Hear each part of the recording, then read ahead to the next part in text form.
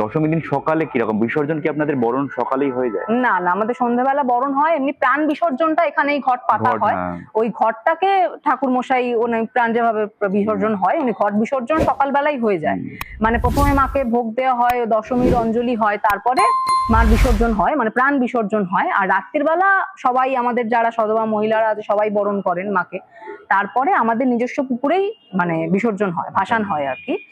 আর আমাদের একটা ওই দিনের নিয়ম আছে যেটা হচ্ছে কনকাঞ্জলি, মানে যার নামে পালা থাকবে সে সেই ছেলেটি যার নামে পালা থাকবে সে পেছন থেকে ওই চালটা ফেলেন এবং তার যিনি ওয়াইফ তিনি তার আঁচলে নিয়ে চলে যান এবং গিয়ে ওপরে গিয়ে বসে থাকেন, আর দেখেন না, মানে মেয়ে বিদায়ের যেটা হয় ঠিক সেরকম উনি গঙ্গা জলে হাত ডুবিয়ে বসে থাকে এবং যতক্ষণ না আবার বিসর্জন হয়ে সবাই ফিরছে ততক্ষণ উনি ওভাবেই থাকবেন।